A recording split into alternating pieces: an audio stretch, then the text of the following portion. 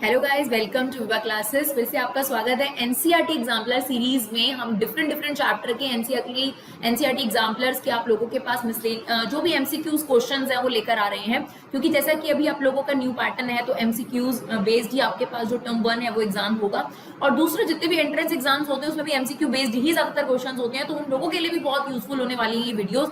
और देखिए डियर, हम आप लोगों को कमेंट बॉक्स में पिन कर इसका प्लेलिस्ट प्रोवाइड कर देंगे ताकि आपको ढूंढना ना पड़े, क्योंकि बहुत सारे लोग सर्च ऑप्शन पे जाते हैं तो उन लोगों को हमारा पूरा मटेरियल नहीं अवेलेबल होता, तो उनके कन्वीनियंस के लिए हम आपको कमेंट बॉक्स में पिन कर वीडियो का लिंक प्रोवाइड करेंगे, जिससे आप डायरेक्ट एनसीईआरटी एग्जाम्पलर की प्लेलिस्ट में जाएंगे तो आपको सभी चैप्टर की एनसीईआरटी एग्जाम्पलर्स के एमसीक्यूज बेस्ड क्वेश्चन मिल जाएंगे। तो चलिए देखते हैं, क्वेश्चन नंबर 1 हमारे पास है।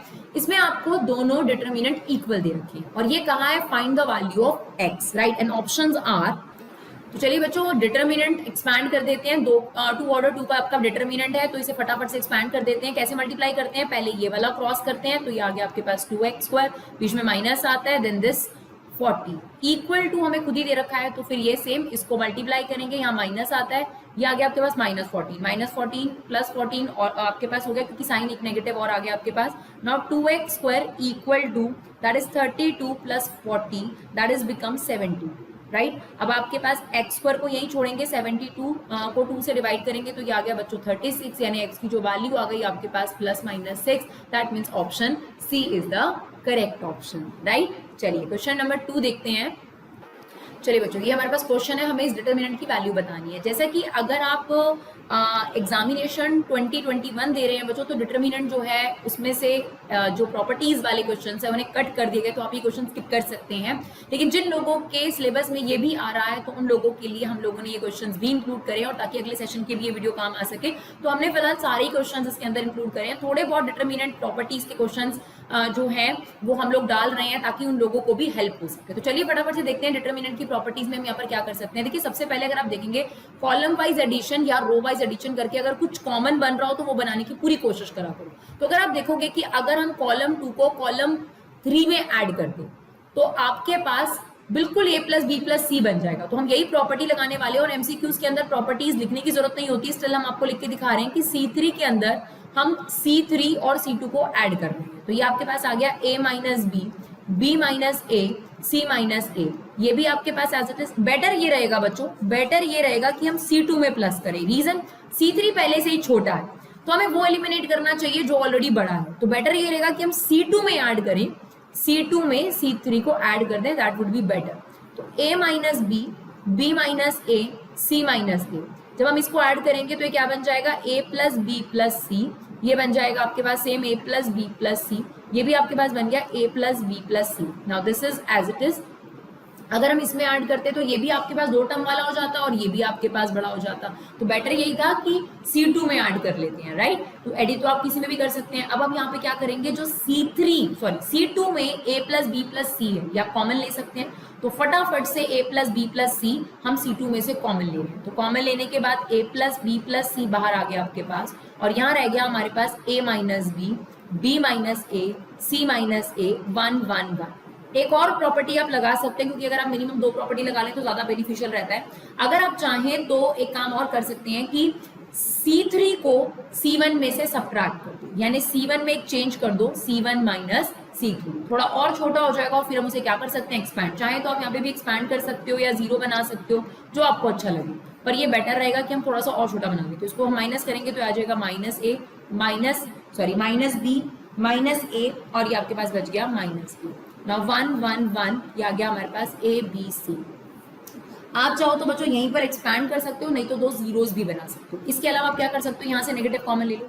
नेगेटिव कॉमन लेने के बाद देखिए, हम ये स्टेप आपका स्किप कर रहे हैं। नेगेटिव कॉमन लेने के बाद ये बाहर आ गया आपके पास नेगेटिव। अब आप या तो 1 बना लो, नहीं तो आप इसे क्या कर सकते हो, यहीं पर इसे एक्सपैंड भी कर सकते हो, चाहो तो 2 जीरोस क्रिएट कर दो, राइट। चलो हम इसे यहीं पर एक्सपैंड कर देते हैं, प्लस माइनस प्लस, तो ये आपके पास है -a+b+c। अब देखिए b एज इट इज, ये वाला कॉलम और ये रो हटा देंगे तो ये आ जाएगा आपके पास -c -b। नाउ -1 इस वाले कॉलम और इस रो को भूल जाओ, ये आ जाएगा आपके पास ac - ab, देन +a इस कॉलम और इस रो को, तो ये आ जाएगा a माइनस ए। तो ये तो खैर हमारे पास 0 हो गया, ये कितना आ गया minus a plus b plus c, right. इसे ओपन करो, ये आ जाएगा b c minus b square, ये आ गया आपके पास minus a c plus a b. Clear? तो देखिए डियर, ये आपके पास जो ऑप्शंस अवेलेबल है उनमें से कुछ नहीं बनने वाला, बिकॉज जो फर्स्ट ऑप्शन है a cube b cube c cube, उसकी आपके पास आइडेंटिटी क्या होती है, ए plus b plus c, that is a square plus b square plus c square minus a b minus b c minus c है। तो वो तो यहाँ पर कतई नहीं बन रहा है ना बच्चों, तो ए ऑप्शन तो इनकरेक्ट हो गया। बी ऑप्शन में तो बहुत ही छोटा सा ऑप्शन था 3abc, तो वो तो है ही नहीं। सेम आपके पास, सॉरी, ये जो हमने आइडेंटिटी बताई है ये सी ऑप्शन की है, यानी इसकी आइडेंटिटी है a cube b cube c cube minus 3abc की आइडेंटिटी है, तो ये आइडेंटिटी भी नहीं बन रही। और सिंपल ए cube b cube c cube भी नहीं, अगर आप इसे मल्टीप्लाई करेंगे कट करने पर भी इसमें ज्यादा टर्म्स बनेगी, सिर्फ 3 टर्म्स नहीं बनेगी, ठीक है। तो ए ऑप्शन भी नहीं है, बी ऑप्शन भी नहीं है, सी ऑप्शन भी नहीं है, तो इसका मतलब यहाँ पर आपके पास आंसर क्या हो जाएगा, नन ऑफ दीज। देखिए हम आपको बार बार बता रहे हैं, देखिए आपको मल्टीप्लाई करेंगे तो इसमें ये 3 पॉइंट्स नहीं आएंगे, आप मल्टीप्लाई करके चेक कर लो, ये 3 डिजिट्स नहीं आएंगे, इससे ज्यादा टर्म्स आएंगे, तो ऑप्शन ए इनकरेक्ट हो गया। छोटा तो बिल्कुल भी नहीं है, 3abc तो आ ही नहीं रहा, और ये होने के लिए इसमें ये वाला फॉर्मूला ओपन होना चाहिए, वो भी नहीं है। इसका मतलब इसका ऑप्शन आपके पास क्या है, none of these is the correct option. चलिए देखते हैं नेक्स्ट क्वेश्चन। हाँ जी बच्चों, तो हमारे पास क्वेश्चन नंबर 3 में कहता है if the area of triangle with the vertices this find the value of k. This is very easy question. आपको ट्राइंगल का एरिया जो है डिटरमिनेंट की फॉर्म में पता है क्या होता है, हाफ जो भी 3 वर्टिसेस हैं उस हिसाब से x1 y1 1, x2 y2 1, now x3 y3 1। तो अब हम इसकी वैल्यूज रख देते हैं, तो ये आपके पास x1 y1 हो गया, it's -3 0 1, this is x2 y2, तो ये आपके पास कितना आ जाएगा बच्चों, 3 0 1, नाउ 0 k 1। नाउ इसे एक्सपैंड कर देते हैं हम लोग, प्लस माइनस प्लस 1। बस इतना ध्यान रखिएगा एरिया कभी नेगेटिव नहीं आता, तो मॉडुलस जरूर लगा के रखो कि एरिया नेगेटिव नहीं होगा, ठीक है। मॉडुलस का मतलब यही होता है because area can not be negative. तो हमने सबसे पहले लिखा -3, ये मॉडुलस लगा रखे हमने -3, इस कॉलम और इस रो को आप हाइड करेंगे तो 1 × 0, और ये आ गया आपके पास -0। अब देखिए ब्रैकेट में आपका कुछ भी होगा 0 ही होगा, तो लिखने की कोई जरूरत ही नहीं है, 1 है ना, 1 लिखेंगे। इस कॉलम और इस रो को हाइड कर दो, इस कॉलम और इस रो को हाइड करोगे, ये आ गया आपके पास 3k -0 और मॉडुलस। तो यहाँ पर हमारे पास आंसर आ गया हाफ -3 -k, कितना हो गया 3k, और ये कितना है आपके पास 3k, राइट। सॉरी, एरिया हमें दे रखा है 9k इक्वल, तो हम इस एरिया को 9k इक्वल इक्वेट कर देंगे। अब ये 2 वहां चला जाएगा आपके पास, नाउ 6k = 18। क्लियर? अब देखिए वैसे तो इसका आंसर पॉजिटिव नेगेटिव दोनों हो सकता था के का आंसर, लेकिन जो हमें ऑप्शंस दे रखे हैं उसमें पॉजिटिव नेगेटिव दोनों नहीं दे रखे। हम जनरली क्या करते हैं, जब भी मॉडुलस हटाते हैं तो सामने वाली जगह पर +-18 लगाते हैं, ये बात हमेशा याद रखिएगा। तो जो k की वैल्यू है बच्चों वो आपके पास +-3 आनी चाहिए, लेकिन जैसा कि ऑप्शंस आप देखेंगे उसमें +-3 नहीं है, तो हमारे पास वैसे आंसर ये आने वाला है, पर हमारे पास जो ऑप्शन में आंसर है उस हिसाब से हमारा आंसर करेक्ट क्या है, दैट इज 3। तो ये ध्यान रखना है कि जब भी मॉडुलस हटेगा राइट साइड पर हमेशा या लेफ्ट साइड पर जहां पे भी हटेगा दूसरी साइड पर प्लस माइनस लगेगा। तो के की वैल्यू कितनी आ गई, +-3, बट ऑप्शन में क्या आपके पास +3, तो के की वैल्यू 3, लेकिन के की वैल्यू माइनस और प्लस दोनों हो सकती है बच्चों। चलिए देखते हैं नेक्स्ट क्वेश्चन। हाँ जी बच्चों, क्वेश्चन नंबर 4 भी हमारा डिटरमिनेंट की प्रॉपर्टी पर बेस्ड है। तो देखिए आपके पास जब भी कुछ कॉमन निकल रहा हो सबसे पहला काम वही करिए बच्चों, ठीक है ना। तो देखिए हमने जो पहला स्टेप किया है, हमने देखा कि इसमें से b कॉमन आ रहा है, इसमें से a कॉमन आ रहा है, इसमें से c कॉमन आ रहा है, ये हमने कॉमन लेके रख लिया। उसके बाद अगर आप ध्यान से देखेंगे तो कॉलम 1 में से b - a आप बड़े आराम से कॉमन ले सकते हैं, है ना बच्चों।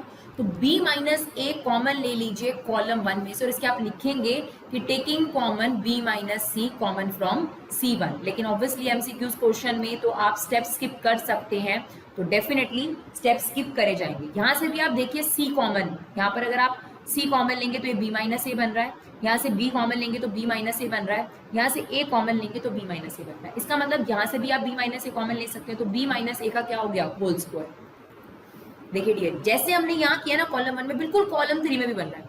अगर हम यहाँ से c कॉमन लें तो क्या बन रहा है, b - a, b कॉमन लें b - a कॉमन लें तो b - a, तो यहाँ b बाहर आ जाएगा आपके पास, सॉरी c बाहर रह जाएगा, यहाँ b बाहर रह जाएगा, यहाँ a बाहर रह जाएगा। क्लियर? और आपके पास यहाँ से भी b - a कॉमन आ गया कॉलम 1 में से भी और कॉलम 3 में से भी b माइनस ए कॉमन आ गया, तो b माइनस ए का हो गया होल स्क्वायर। नाउ अब और क्या कर सकते हैं, अगर थोड़ा ध्यान से देखें तो कॉलम 2 में क्या करा जाए, कॉलम 2 के अंदर अगर हम कॉलम 1 सबट्रैक्ट कर दें और कॉलम 3 ऐड कर दें तो ऐसा लग रहा है कि कॉलम 2 0 0 बन जाएगा, है ना। देखिए अगर हम ये माइनस कर दें बी ए सी और ये सी बी ए इसमें प्लस कर दें तो आप देख सकते हैं कि ये जो कॉलम है ये आपके पास 0 हो जाएगा। और हमें पता है कि अगर कोई भी कॉलम या कोई भी रो के सारे एलिमेंट 0 बन जाए तो फिर उस डिटरमिनेंट का आंसर कितना आ जाता है 0। 0 को b माइनस ए के होल स्क्वायर से इंटू करेंगे तो वो भी 0। तो कौन सा ऑप्शन आपको लगता है इसमें करेक्ट होगा? तो कई बार बच्चे ऑप्शंस में ये देखते हैं कि क्योंकि सारे ऑप्शंस में b minus a C minus A minus B है तो जरूरी आंसर आ रहा होगा। ऐसा जरूरी नहीं है बच्चों, एमसीक्यूज क्वेश्चन में थोड़ी सी चालाकी जरूर करी जाती है। तो इसका मतलब आप देखिए हमारा आंसर आ रहा है 0 और इसमें से कोई भी आंसर 0 नहीं है, इसका मतलब हमारा ऑप्शन कौन सा हो गया, नन ऑफ दीज, राइट। चलिए नेक्स्ट क्वेश्चन देखते हैं। चलो बच्चों क्वेश्चन नंबर 5 देखते हैं, ये भी आपका डिटरमिनेंट प्रॉपर्टी पे बेस्ड है। इसमें पूछता है number of distinct real roots, मतलब x के रूट्स पूछ रहा है कि x के कितने फैक्टर्स आ सकते हैं, x कितनी वैल्यूज आ सकती हैं, तो वो हमें निकाल के बतानी है बच्चों कि कितने रियल रूट्स आ सकते हैं। 0 रियल रूट्स हैं या 2 रियल रूट्स हैं या 1 रियल रूट्स है या 3, यानी x की वैल्यूज, बेसिकली ये मतलब है इस क्वेश्चन का। और ये भी उसने बता दिया कि x का जो आंसर आना चाहिए वो माइनस 45 डिग्री से पॉजिटिव 45 डिग्री के बीच में ही आना चाहिए। तो चलो सबसे पहले हम डिटरमिनेंट की प्रॉपर्टी देखते हैं। तो देखो यहाँ पर हम क्या करने वाले हैं, अगर हम देखें तो R1 के अंदर R2 और R3 को अगर हम ऐड कर दें तो काफी सिमिलर सा फिनोमिना बन जाएगा। तो हम प्रॉपर्टी लगाने हैं R1 plus R2 plus R3, यानी तीनों चीजों को हम प्लस कर रहे हैं। तो देखिए अगर हम प्लस करेंगे तो क्या बनेगा, देखिए ये बन जाएगा sin x plus 2 cos x। Same आपका यहाँ सेकेंड में भी बन रहा है sin x plus 2 cos x, same sin x plus 2 cos x। इससे क्या होता है, इजीली आप कॉमन ले पाते हैं और एक बार 1 1 बन जाए तो जीरोस बनाने आसान हो जाते हैं, और एक बार जीरोस बन जाए बच्चों फिर तो डिटरमिनेंट थोड़ा सा इजी हो जाता है एक्सपैंड करने के लिए। तो आप देखिए कि आप R1 में से क्या कॉमन ले सकते हो, R1 में से sin x plus 2 cos x common ले सकते हो। तो फटाफट से कॉमन ले लेते हैं sin x plus 2 cos x। Common लेने के बाद हमारे पास क्या बचा बच्चों, 1 1 1, और अब हम जीरोस बनाने के लिए इनको सब्ट्रैक्ट करेंगे, राइट। तो चलिए फटाफट से हम इसको लिखने के बाद अब सब्ट्रैक्ट कर लेते हैं और देखते हैं क्या बनेगा हमारे पास। तो अब हम क्या करने वाले हैं, C1 में या तो आप एक काम कर दो C2 में चेंज करो, C2 में से भी C1 माइनस कर दो और C3 में भी चेंज करो C3 माइनस C1, यानी दोनों में से C1 को सब्ट्रैक्ट कर दो। तो ये हमारे पास ऑलरेडी चल रहा है sin x plus 2 cos x, right. ये आ गया 1, ये आ गया आपके पास cos x, ये आ गया हमारे पास cos x। चलिए अब इसको सब्ट्रैक्ट करेंगे तो ये 0 हो गया, ये कितना हो गया sin x minus cos x, और cos x में से cos x माइनस करेंगे 0। सेम C3 में से हम इसको माइनस करेंगे 0, cos x में से cos x जाएगा 0, और ये हमारे पास आ गया sin x minus cos x। और अब हम इसे क्या कर देंगे बच्चों, एक्सपैंड कर देंगे। काफी इजी हो चुका है, यहाँ पर आप देखिए अब एक्सपैंड करने में आपको ज्यादा दिक्कत नहीं आएगी। चलिए ये हमारे पास टर्म चल रही है sin x plus 2 cos x। Expand करेंगे तो आपके पास रो 1 के अलॉन्ग एक्सपैंड कर रहे हैं हम, 1 लिखेंगे, ये वाला कॉलम और ये रो हाइड कर दो तो ये आपके पास मल्टीप्लाई हो जाएगा आपस में। तो ये हो गया sin x minus cos x का होल स्क्वायर और माइनस 0। और बाकी टर्म्स लिखने की जरूरत नहीं है बेटा क्योंकि कोफिशिएंट क्या है ऑलरेडी 0,0। अब हमें क्या करना है, हमें इसके रियल रूट्स निकालने। अगर आपको रूट्स निकालने होते हैं, जैसे फैक्टर्स निकालते हो ना, उन्हीं को रूट्स बोलते हैं ना, तो आप फैक्टर्स को क्या करते हो, 0 के इक्वल रख देते हो। तो इन टर्म्स को भी हम किसके इक्वल रख देंगे, 0 के इक्वल।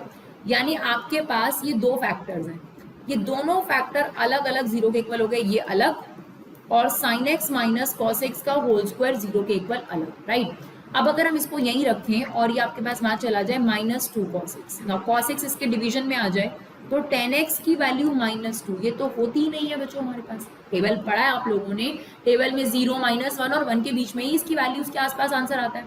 तो ये वैल्यू तो हमारे पास होती ही नहीं है, तो इसको हमने क्या कर दिया, रिजेक्ट कर दिया, because this is not possible कि 10x की वैल्यू माइनस 1 से 1 के बीच में ही हमें चाहिए।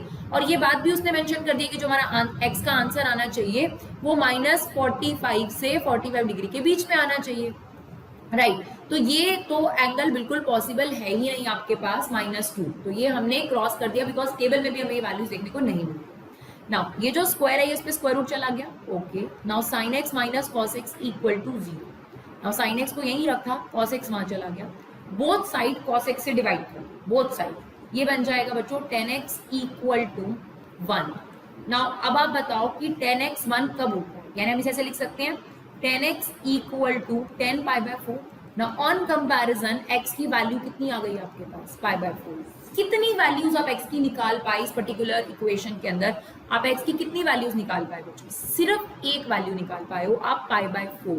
यानी हमसे यही पूछा गया था ना कि इसके कितने रियल रूट्स होंगे, तो कितने रियल रूट्स हैं इसका, सिर्फ एक, यानी option C is the correct option. चलिए बच्चों क्वेश्चन नंबर 6 देखते हैं। इसमें लिमिट्स और आपके पास डिटरमिनेंट को कहीं ना कहीं कंबाइन करने की कोशिश करी है। This is the determinant sign, because अगर हम वो लगा देंगे तो मैट्रिक्स का साइन हो जाएगा बच्चों। तो हमसे कहता है कि limit t approaches 0 F of T upon T square करो। पहले तो हमें ये डिटरमिनेंट सॉल्व करना पड़ेगा, बिकॉज लिमिट में डिटरमिनेंट कैसे हम लगाएंगे ना।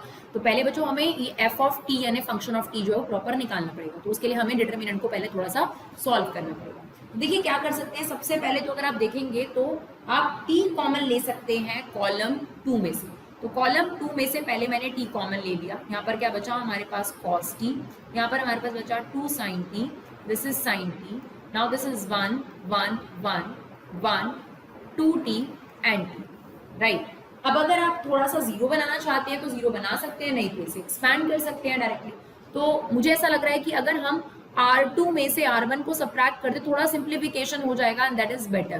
तो R2 में से हमने R1 को सब्ट्रैक्ट कर दिया, R2 में से R1 को सब्ट्रैक्ट करा, ये as it is, sorry R3 को, सॉरी R2 में से R3 को, now this is as it is. अब ये सब्ट्रैक्ट करेंगे तो 2 sin t में से sin t जाएगा तो कितना बचेगा sin t, क्या आ गया 0, और ये हो गया आपके पास t, बाकी एज इट इज। क्लियर? तो चलिए अब आप इसे एक्सपैंड कर दीजिए, कोई दिक्कत नहीं है इसमें, हम इसे एक्सपैंड कर देते हैं। आप चाहें तो और भी सिंप्लीफिकेशन कर सकते हैं, अगर आपको लगता है कि और जीरोस आप बना सकते हैं तो और जीरो बना दीजिए। कैसे जीरोस बना सकते हैं, अब आप R3 में से R2 को सब्ट्रैक्ट कर सकते हैं। तो चलिए एक प्रॉपर्टी और लगा लेते हैं, इजी लग रही है। R3 में R2 को सब्ट्रैक्ट कर दो, ये आ गया आपके पास cos t, ये 1 ये 1, now sin t as it is, 0 as it is, t as it is। इसमें से तो माइनस करेंगे 0, ये 1 as it is, और ये हो गया आपके पास 0। अब आप एक्सपैंड कर दीजिए, कोई दिक्कत नहीं है ना। चलिए ये t as it is रखेंगे हम लोग, ब्रैकेट बनाइए, ये आ गया आपके पास cos t। नाउ ये वाला कॉलम और ये रो अगर हम हाइड करें तो 0 माइनस 1, फिर ये आपके पास माइनस 1 आ जाएगा यहाँ पर। देन ये वाला कॉलम, सेकेंड कॉलम और फर्स्ट रो हाइड कर दीजिए, तो ये आ गया 0 माइनस 0, तो बेसिकली इट्स 0। देन प्लस 1, अब ये वाला थर्ड कॉलम और फर्स्ट रो हाइड करेंगे तो ये आ जाएगा sin t माइनस 0, तो बेसिकली sin t, तो ये आ गया हमारे पास t minus cos t plus sin t, right. t को अंदर मल्टीप्लाई कर दीजिए, या आपके पास पॉजिटिव वाला हम आगे लिख देते हैं ना, t sin t हम आगे लिख देते हैं, और ये हमारे पास बच गया बच्चों 1 मिनट। थोड़ी सी बच्चों यहाँ एक्सपेंशन के टाइम पे थोड़ी सी गड़बड़ हो गई है, एक बार इसको इरेज करते हैं, फिर से करते हैं। तो ये t as it is, right. Now cos t आपके पास, ये कॉलम और ये रो हाइड करो तो ये आएगा 0 माइनस t, राइट। ये 1 हमने लिखा माइनस 1, नाउ ये कॉलम और ये रो अगर हम हाइड करें तो ये आ जाएगा 0 माइनस 0, ये तो खैर 0 हो गया हमारे पास। नाउ 1 एज इट इज, इस कॉलम और इस रो को अगर हम हाइड करें तो ये 1 हम इसको हाइड करेंगे फर्स्ट रो, तो ये आ जाएगा बच्चों आपके पास sin t, राइट। नाउ अब आपके पास ये आ गया t minus t cos t plus sin t, अब इसे मल्टीप्लाई कर दो तो ये बन गया आपके पास minus t square cos t plus t sin t। ये तो हमने अभी f ऑफ t कैलकुलेट करा बच्चों, फंक्शन कैलकुलेट करा। अब इस फंक्शन के साथ हमें लिमिट भी लगानी थी, और हमें क्या करना था, हमें निकालना था limit t approaches 0 f of t upon में t स्क्वायर, राइट। तो चलिए आपके पास फंक्शन क्या दे रखा है, ये हमने निकाल लिया फंक्शन, ये लो minus t square cos t plus t sin t upon t square. Now this upon this करके डिफरेंट कर दो, इसको अलग अलग कर दो, t approaches 0, this upon this करोगे तो t स्क्वायर से t स्क्वायर कट जाएगा cos t, this upon this करोगे तो ये आपके पास आ जाएगा sin t upon t। Now हमें पता है cos t limit t approaches 0 कितना होता है 1, तो ये 1 आ गया, सीधा t को आप 0 रखोगे तो ये आ गया -1, और sin t upon t limit theta approaches 0 sine theta upon theta कितना होता है बच्चों 1, तो वही लग गया limit t approaches 0 sine t upon t is 1, now -1 + 1 is 0। तो हमारे पास जो ऑप्शन है उसमें से इसका आंसर है आपके पास ए ऑप्शन, राइट।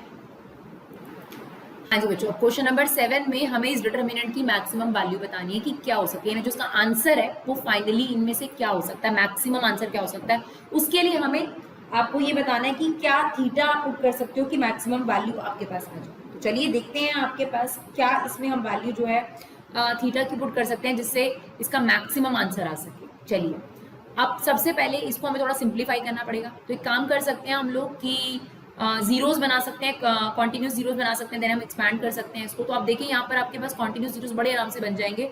तो C2 में चेंज कर दो C2 माइनस C1 और C3 में भी चेंज कर दो C3 माइनस C1। तो आपके पास first column as it is, because हमने फर्स्ट कॉलम में कोई चेंज नहीं करा। सेकंड कॉलम में से फर्स्ट कॉलम माइनस कर दो, तो ये वहां जाके माइनस होगा 0, 1 + sin थीटा -1 क्या बचेगा आपके पास sin थीटा। 1 में से ये माइनस करोगे क्या बचेगा बच्चों माइनस cos थीटा। सेम अब ये इसमें से जाके माइनस करोगे 0 0 और यहाँ पर बच जाएगा आपके पास minus cos theta. Now expand कर दो इसको, क्लियर। तो ये आपके पास 1 एज इट इज 1 के अलॉन्ग ही एक्सपैंड हो जाएगा। ये इस कॉलम और इस रो को हाइड कर दो, ये आपके पास आ गया minus sin theta cos theta, और ये आपके पास क्या आ गया बच्चों 0 आ गया। यानी हमारे पास आंसर आ गया अभी फिलहाल -sin theta cos theta, clear. हाँ जी डियर, अब हमें बताना है कि इसकी मैक्सिमम वैल्यू क्या हो सकती है, राइट। तो थोड़ा सा हम एडजस्टमेंट करेंगे इसके अंदर। ये जो भी हमारे पास फंक्शन है उसको फॉर्मूला बनाने के लिए हमने क्या करा, 2 से मल्टीप्लाई और 2 से डिवाइड कर दिया। कर सकते हैं हम, बिल्कुल कर सकते हैं ये चीज़। तो बच्चों -1/2 आपके पास एज इट इज रह गया, ये बन गया sin 2 थीटा। अब देखिए sin 2 थीटा की जो मैक्सिमम वैल्यू है, हमें पता है कि मैक्सिमम वैल्यू इसकी 1 हो सकती है, राइट। sin 2 थीटा की मैक्सिमम वैल्यू क्या हो सकती है 1। अगर इसकी मैक्सिमम वैल्यू 1 हो सकती है तो उस हिसाब से आपके पास 2 थीटा 90 होना चाहिए, यानी थीटा आपके पास 45 डिग्री ही एक्सेप्टेबल है, राइट ना।